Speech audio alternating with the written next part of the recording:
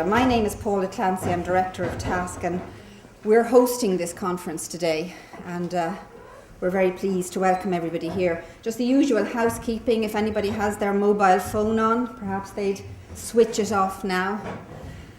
Okay. I just want to make a few remarks really about why we're having this conference. There was an article recently in the New York Times by the economist Paul Krugman, which is titled "How Did Economists Get It So Wrong?" In that article he said that few economists saw our current crisis coming. And then he went on to say that this predictive failure was the least of the field's problems. More important, he wrote, was the profession's blindness to the very possibility of catastrophic failures in a market economy. Now here in Ireland things were, and they are, no different. Unfortunately, spectacular failure has not brought with it any discernible humility or a change of approach, particularly amongst those economists whose employers had a vested interest in the property boom.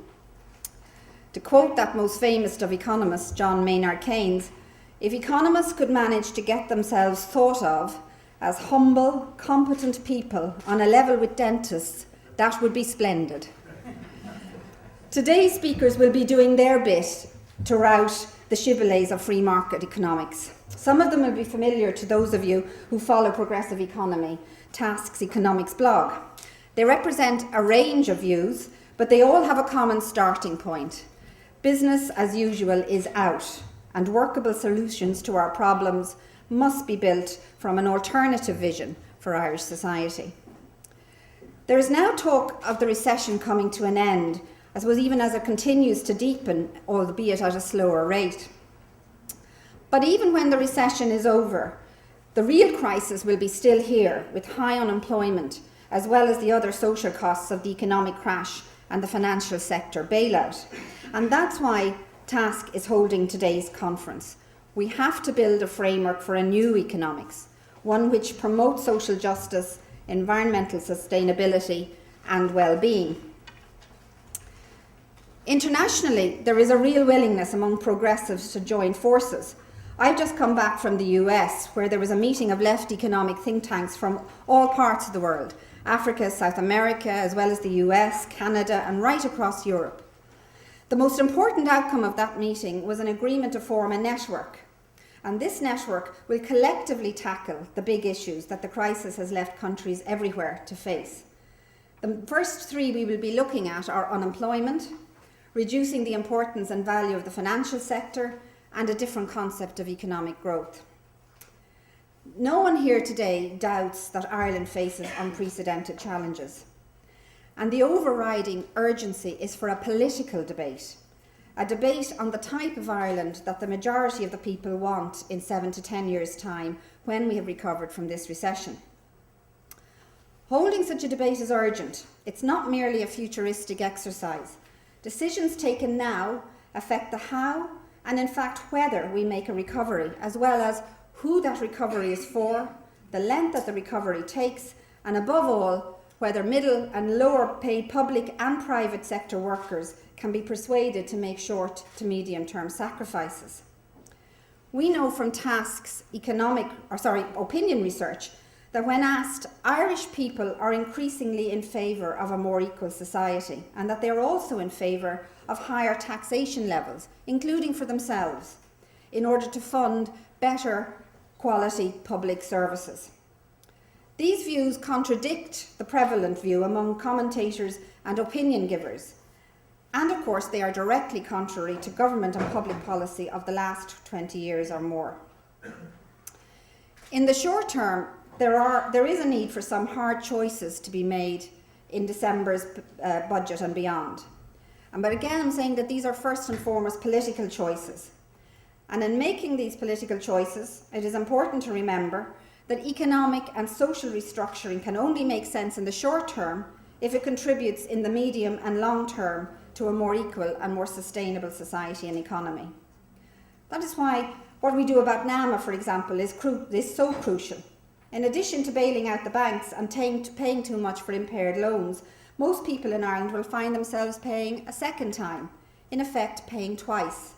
By paying high future values for property loans, NAMA requires the reinflation of housing and property prices, which will in turn feed through into high rents and big mortgages for ordinary people. And ultimately, it will feed into the costs of other products and services, although amazingly, none of NAMA's economist champions seem concerned that this will undermine our international competitiveness. Just as we had the Forum of Europe after the rejection of Nice, so now that the policy and political systems have virtually broken down, we should have a similar body, a National Recovery Forum. And that National Recovery Forum, in my view, should debate the options facing the economy and society and establish the goals and outcomes we need to gain over the next 10 years. Now, this proposal for a National Recovery Forum is not without its difficulties. The current political regime is discredited, and whether the alternative has the political will and or the confidence to take a risk on a real alternative policy rather than just a variation on the same has yet to be tested. In any event, the level of public trust in politicians and institutions is so low that it will be hard to get such a project off the ground in the current climate. But nevertheless, there are a growing number of individuals, institutions and organisations who are committed to making the case for a better alternative. And even if a consensus were not to be arrived at, a National Recovery Forum would be useful to establish the attitudes of the different policy players, political parties, employers, trade unionists, civil society, their attitudes to the questions which are key to building a more equal society. Here are just some of the questions that I think we should be debating, and today I think is the start of that. First, what are the alternative ways to measure and therefore to value economic development? During the past couple of weeks, it's been suggested that Ireland will technically at least emerge from recession either sometime next year or early in 2011. And technically that may well be the case if one agrees that recovery should be measured using standard GDP or GNP measurements. For the last 50 years, pursuit of growth has been the single most important policy goal across the world. The global economy is almost 5 times the size that it was then, and if it continues to grow at the same rate, it will be 80 times that size by the end of this century. According to Tim Jackson, who wrote the report Prosperity Without Growth, society is faced with a profound dilemma. To resist growth is to risk economic and social collapse, but to pursue it is to endanger the ecosystems on which we depend for long-term survival. This is a circle which has to be squared. Right now, the mood, for example, among India's political classes is one of euphoria. Even with the global recession, GDP growth there is 6%, down from its previous 9%. Yet at the same time, 50% of India's population live on $2 a day. A clear disconnect. And here in Ireland, GDP did not help us to measure the well-being of marginalised communities during the boom. At that time, we had what Father Kirby has called economic success with social failure. So the inadequacies of GNP measures is now widely acknowledged. And Sarkozy in France, certainly no car-carrying progressive, has commissioned, as we know, Nobel laureates Joseph Stiglitz and Amartya Sen to devise alternative measures of economic performance and social progress. And Tim Jackson talks about the need for a new macroeconomics for sustainability. These are the kinds of issues that need to become much wider part of the social and public discourse in Ireland. A second question would be, what is our attitude to tackling systemic inequality? The facts, as we all know it now, are that reducing inequality is good for everybody, not just the worst off. The Spirit Level by Wilkinson and Pickett provides persuasive evidence across a whole range of measures that people have longer, healthier and have far more fulfilling lives the lower the level of inequality. And this is regardless of wealth or per capita income. Yet during the boom years, the top 1% of the Irish population enjoyed around 100 billion worth of assets and owned 20% of the nation's wealth. Of the EU 15, Ireland ranked first in terms of earnings inequality, and the salaries of those at the top raced away. Not just in the private sector either. Excessively high incomes were and are still common among a proportion of those working in the public sector. So shouldn't public policy have a view on a desirable level of income and resource inequality, or a minimum level of income and resource inequality? For example, should the top 20% be limited to an income of 10 times or even 5 times that of the bottom 20%? Should the Irish Constitution include some such policy objective? Executive compensation caps exist in a number of countries. Japan, for example, where it is framed as an issue of equality, I suppose, or rather of not promoting extreme inequality. Or in the UK, progressives within the Labour Party and the trade union movement are campaigning for a high pay commission to come up with concrete solutions. And fundamental, I suppose, to this question of inequality is how do we ensure that those who can afford to pay more do so? And what about the invisible budget? For every €1 billion in direct public expenditure, there are tens, if not hundreds of millions of euro in tax expenditures. That is to say, tax benefits, incentives and reliefs. And many of these tax incentives were responsible for inflating the property bubble in the first place. So what is our attitude to these tax breaks, which mainly benefit wealthier people? And a third question is what should be our attitude to public services? The facts are that public spending in Ireland is too low and not too high. The facts are that Ireland's spending on social protection is consistently well below the EU average, and that this is likely to deteriorate further in the current climate. We need to take account of the evidence that shows how investment in public services and social welfare actually contributes to sustainable economic development. Many of the current recovery plans to move out of the global recession in the US, for example, are framed around this premise. If we don't tackle these questions soon, we will be returning to the already unacceptable inequalities of the boom, now made worse by the recession. We will continue to have a large proportion of people who are working but poor, as well as those who are materially resourceless, the unemployed, the underemployed, those with no education or inadequate education, and those dependent on the state to meet basic needs. But now added to these people will be those who before the recession would have regarded themselves as comfortably off, but who in the world of failing pension schemes and negative equity and growing unemployment are likely to find themselves dependent on a range of essential public services, all of which will have been cut. At the same time, there will be those who will benefit from the recovery.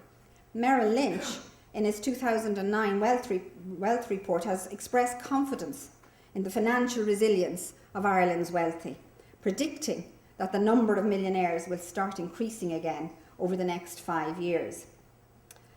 So in the Ireland of this scenario, inequality, accompanied by high levels of poverty and precarious living for some, will be the defining characteristic.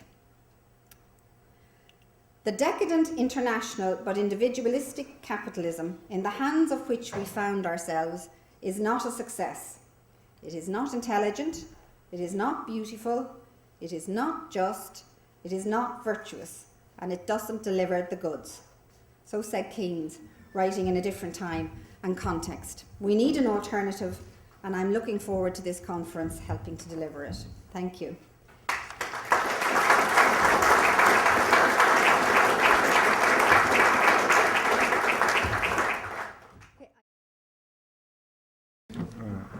My message today is twofold, I suppose. The first part of it is that economics is broken. That is not news.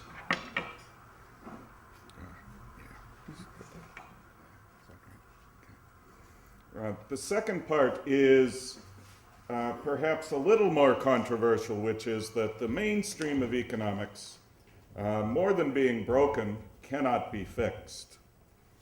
Aspiring economists are taught that their involvement with numbers and mathematical models magically confers on them a scientific status which the messier social sciences like sociology just cannot aspire to.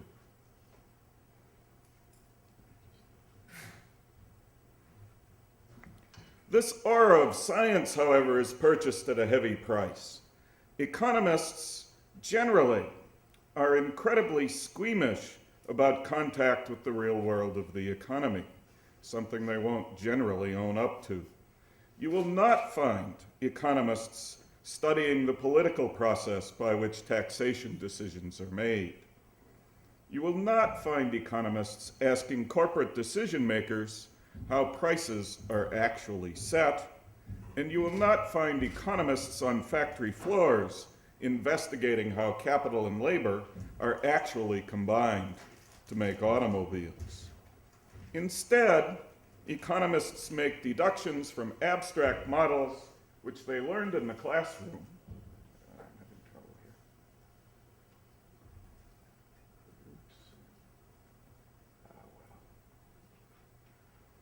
Oops. Abstract models which they learned in the classroom, and then they test these abstract models against statistics which usually, with some exceptions, are simply downloaded from the internet.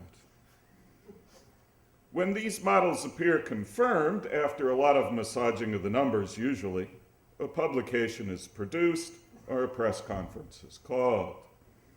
When the models are disconfirmed, the study is quietly binned as involving, quote, negative results, unquote. So the models are never publicly challenged by the real world. These models are then subsequently used as the basis for predictions. Economists probably uniquely, well, not uniquely, there are people who make a living at the Ballinasloe Horse Fair and sometimes on Ayr Square predicting the future. But aside from the Ballinasloe Horse Fair, it's only economists which claim to be able to see the future. Of course, all of the economists missed the downturn. And so we have a new justification, which is that the models are all well and good. In fact, the models work very well. The models are just not good at predicting turning points. So as long as nothing changes, the models are perfectly valid. As soon as something changes, of course, the models are not good at that sort of thing, and we can't expect them to apply. These models are based on a set of assumptions which are given and more or less unquestioned. The first is that, as Margaret Thatcher opined, there's no such thing as society. The social world around us is seen as solely the result of adding up the actions of isolated individuals. This assumption makes a lot of things invisible to the average economist, including the key role of institutions in social life. The second assumption is that all individual actions are motivated by an attempt to maximize personal satisfaction. Again, this puts blinders on the average economist. The messy business of the multiple motivations, desires, and passions, which we all act out of every day, is simply ignored. Finally, economists internalize as fact the basically utopian notion that completely competitive markets are guide their assumed selfish activity of isolated individuals towards a mutually beneficial result which maximizes social welfare.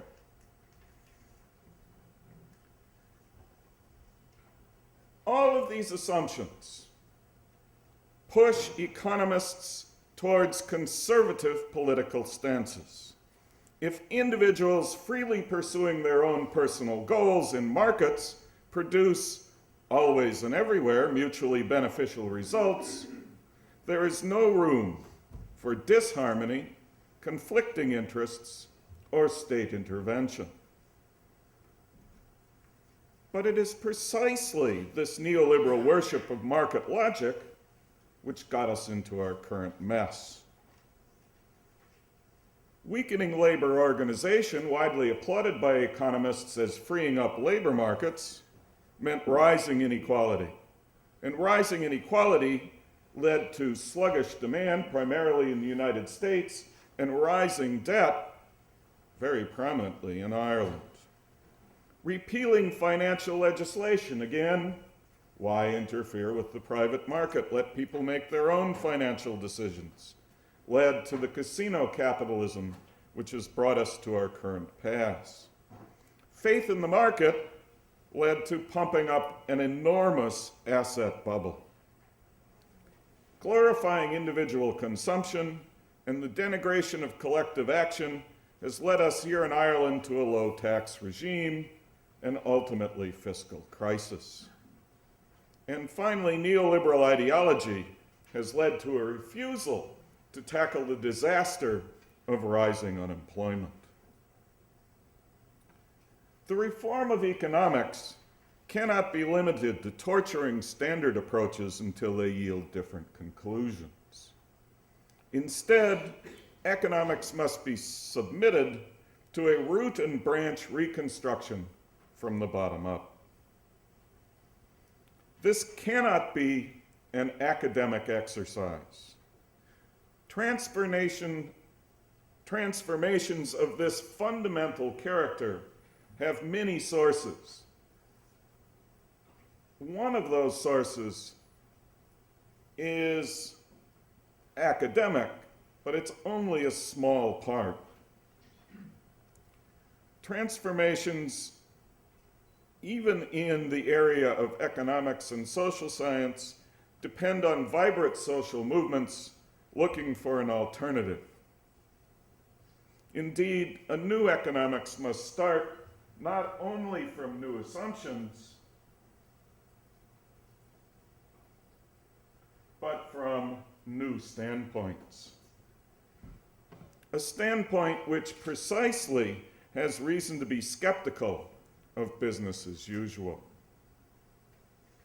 Fortunately, there are a number of surviving critical traditions in economics. At a moment when the only establishment plan for recovery is competitiveness through the cutting of wages of ordinary people, we must look back to a tradition which takes seriously the distribution of income and which, crucially, attempts to understand the impact of capitalist inequality on the generation of economic crisis. And this is the Marxian tradition, a minority tradition in economics today, but becoming more vibrant all the time. And at a moment when Ireland is very definitely sliding into a depression, just parenthetically, the notion that a recovery from the recession is meaningful in this context is very far from reality. The United States economy at the bottom of the Depression in 1933 started to grow again. By standard methods of recession, the Depression would have been declared over in 1933. Small amounts of growth at the bottom of a depression mean nothing. This was the insight of John Maynard Keynes, as Paula referred to earlier in the talk. We must revive traditions which attempt to understand the basic sources of capitalist instability.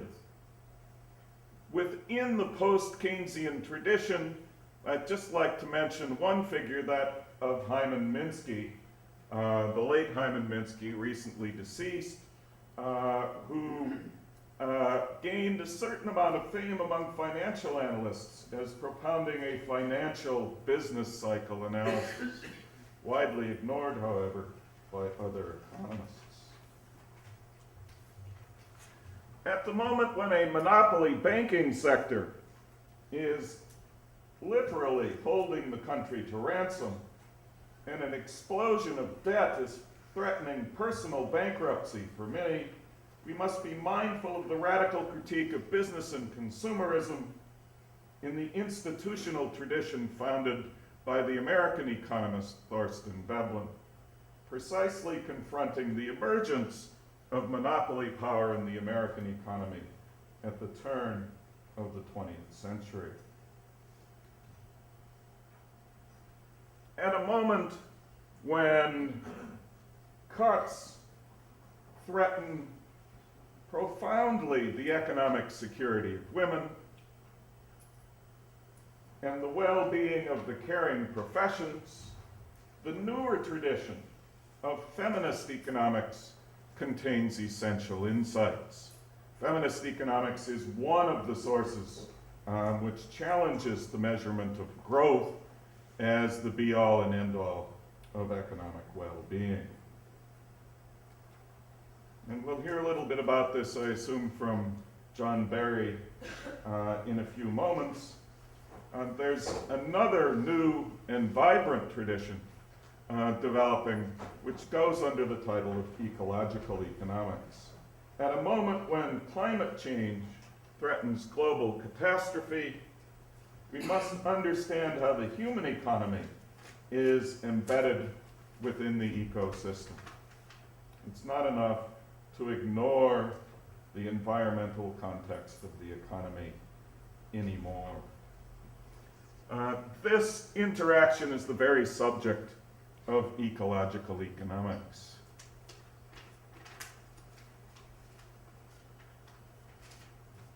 We have in the academy, in the media, in the offices of the Ministry of Finance, an economic tradition technically known as the neoclassical tradition, which suffers from all of the deficiencies which I outlined earlier. But at the same time, there exists a number of alternative economic traditions. Again, the Marxian tradition, the post-Keynesian tradition, the institutional, the feminist, and the ecological. There's a starting point here, and it's only a starting point. And it's a starting point, again, not for the academy. It's a starting point for civil society. It's a starting point for the organizations of working people. It's a starting point for the organizations of people who are profoundly affected by the current economic crisis. New traditions in economics emerge out of conditions of social struggle. New traditions emerge when ordinary people look for an alternative approach to understanding their economic lives. And I think that's the kind of struggle, it's the kind of effort, it's the kind of thinking which we all have to start to engage in. There's a little bit of a slogan out there which I would have to heartily endorse. Economics is too important to be left to economists. Thank you.